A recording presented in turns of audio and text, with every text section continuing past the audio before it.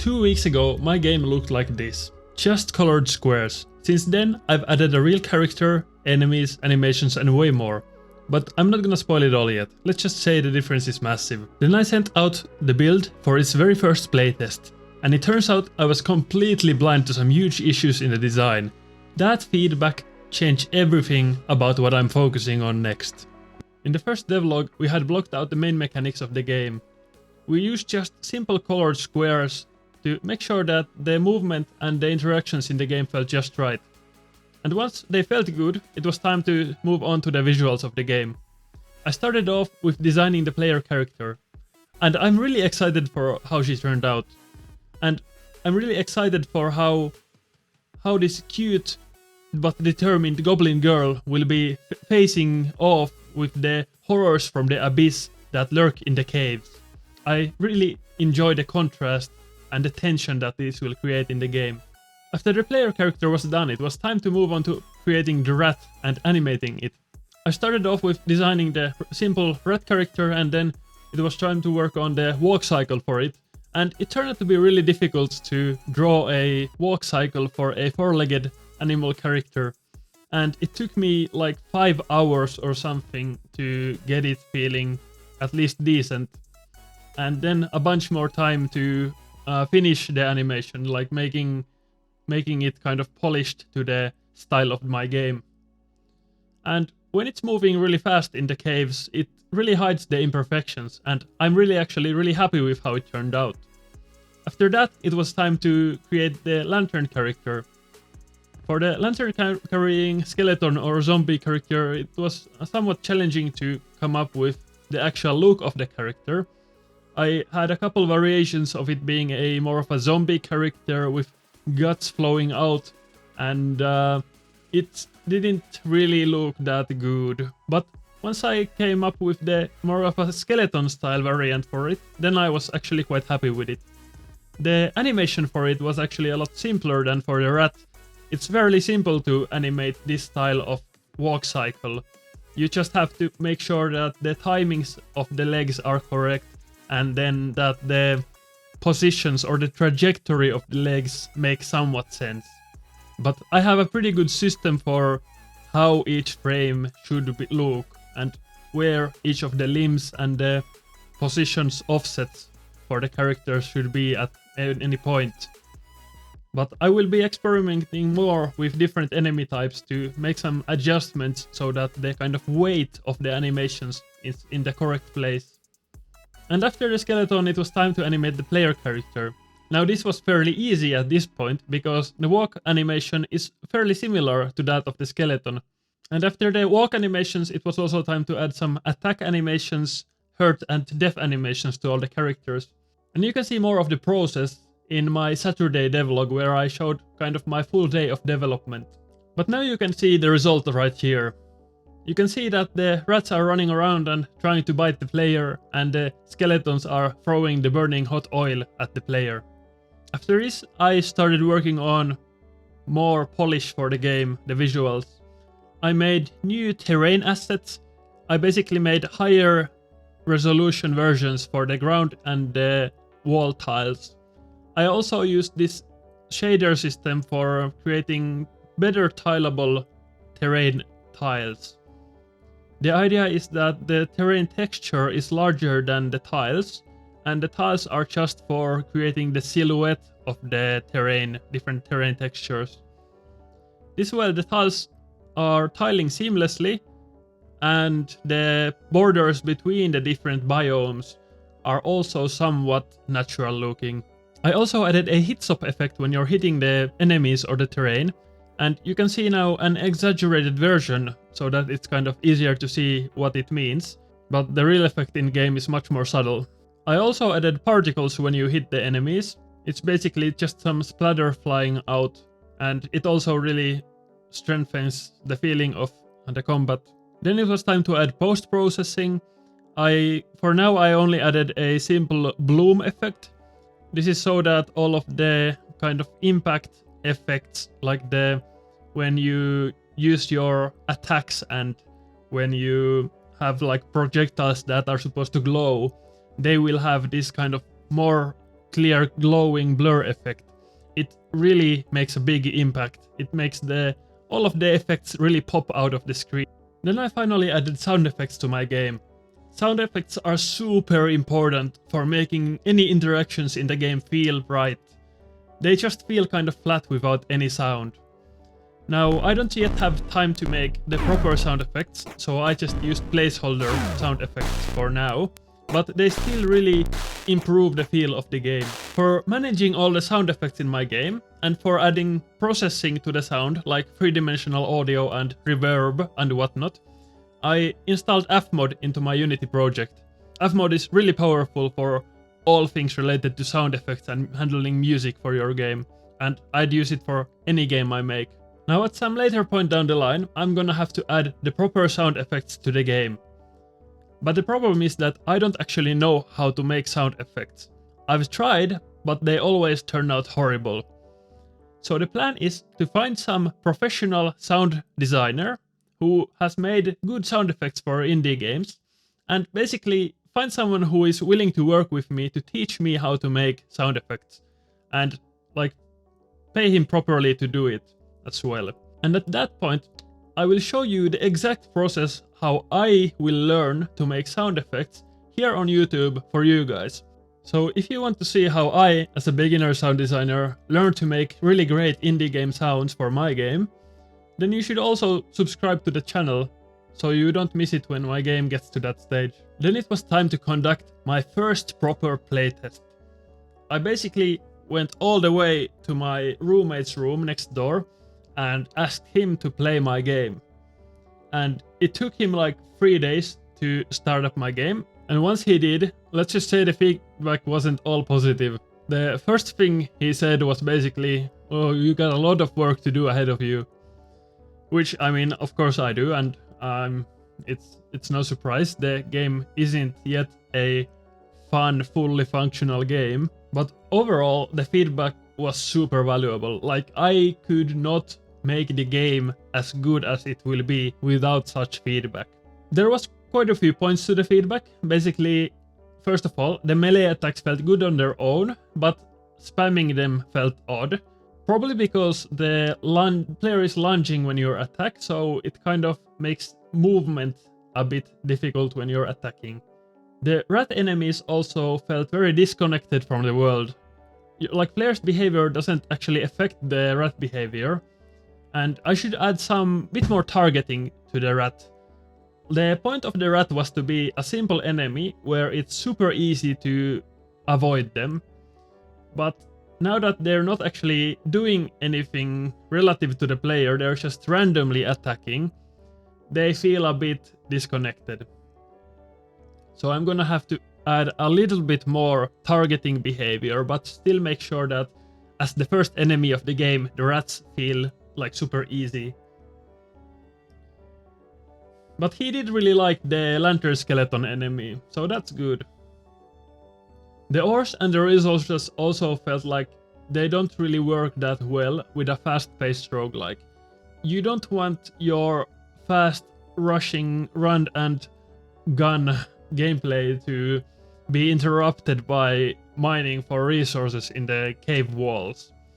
But this I already knew, and I have ideas on how to make sure that the resource collection works as a part of the flow of the game, and that it doesn't detract from pacing of the game. With the resources also, the payoff for why you should be collecting the resources is unclear. Now, of course it is because we haven't done any kind of progression systems yet, but it is a good point, and we should definitely keep it in mind that the resource collection should feel like it meaningfully improves the game and the progression of the player, without forcing the player to basically backtrack and look through every single square of the level to maximize the resources gained. There needs to be a balance where the player has to make strategic decisions on which resources to collect and which to leave behind, such that the flow of the game stays fun and fast and good. Also, a big issue with the design was that moving to the next levels and to the next rooms felt very mechanical.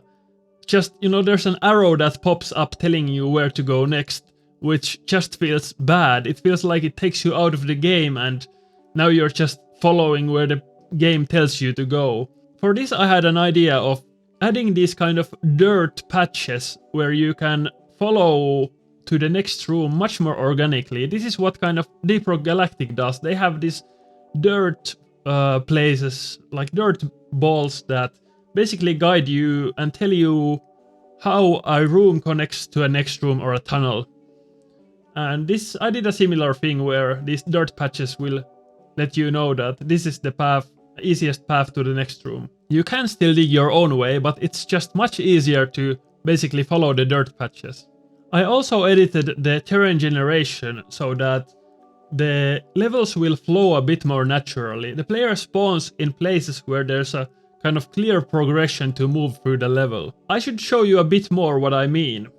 So the terrain generation basically uses this modular structure where we have a data object that contains all the data of a level. And then we have modules where we one by one do different processes to kind of change the data, add more information to it, and basically shape the level in ways we want. So let's take a look at the different modules. These are the outputs of the modules in my level generator. Basically, this is how my level generator turns random numbers into interesting and playable levels. So let's go through the modules to see how it works. First we make these blobs kind of randomly with noise, and we filter out all of the ones that are too small for the level. Basically we want rooms that are big enough. And then we assign a number or an identifier to each room so we can know what room is what. After that we expand the rooms to fit all the wall tiles as well. This is so that since in our game the walls are destroyable, we want also the destroyed walls to be assigned to one of the rooms for gameplay features. After that we basically connect each of the rooms with these connections. And in the game the connections will be made of dirt or some other weaker material that is easier to mine, so that the flow of the levels is more smooth. There's also we basically connect each of the rooms, but for example the connection between the blue and the teal room would be kind of the fastest way to connect these two rooms is through the pink room. So basically that's why we don't connect them at all directly. And you can see this connection here is black. That's because connecting the green and the pink room is the connection here is the shortest connection available, but it's quite long and it's redundant since these two connections form also a fairly short route. So we basically filter out of the connections redundant connections that are too long relative to the other options.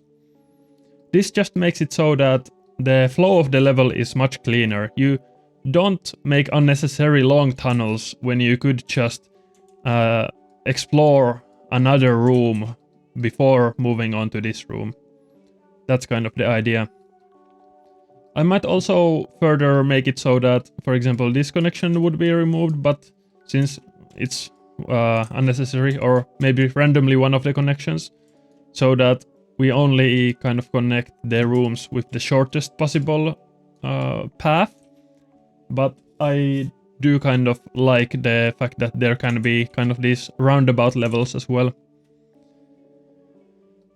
Next we calculate more data about the level. This data really helps us place features on the levels. So for example, this is the depth of the walls, and this would help us select, for example, how far within the walls the ores or resources spawn. We also have a similar calculation for the ground tiles. This helps us place stuff in the center of the rooms, or for example on the edges of the rooms. After that, we calculate the spawn point for the player. We basically shoot rays from outer space, and then the first tile the rays hit are the spawn points, possible spawn points for the player. Now, if we take a look at the rooms here, we have this kind of roundabout level, but if this connection didn't exist, then basically the rooms of the level would be connected in a linear path. This would make it so that these two rooms have just one connection each, and these two rooms have two connections each.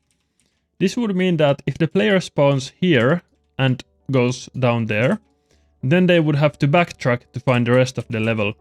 And I want to avoid backtracking as much as possible, at least within reason. And so thus we wouldn't spawn the player in either of these tiles, because if they spawn on the edges of the graph, then the path is more linear where they have to go. And in a fast-paced game like this, it just makes the gameplay much more fast and straightforward.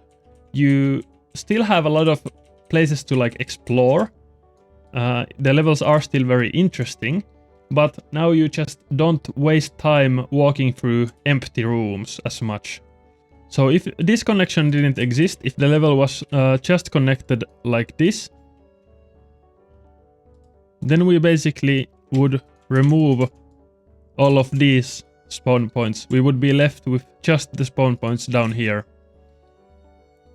After that, we calculate the how hard each tile is to reach for the player.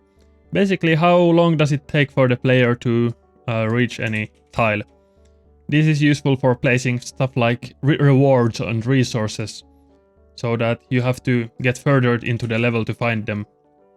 Also, there's a big jump where the kind of different rooms connect. This is because the wall tiles are weighed more heavily than the ground tiles, since it's easier to just walk on the tiles. After that, we basically filter out all the points that are after a certain threshold, so that we can make sure that the level exit doesn't spawn like right next to the player, that player has to actually explore the level to find the exit. And finally, we split the level into biomes. There can be anywhere from 1 to 4 biomes currently, and this just basically picks some points and then expands the biomes outward, and kind of tries to somewhat follow the rooms so that the biomes have a bit more natural shape. And this is basically the current state of the level generation. I still will make more tweaks as I see fit, but I just wanted to show you where we're at right now. This is the worst part about working with engines like Unity. The bugs are sometimes really difficult to fix.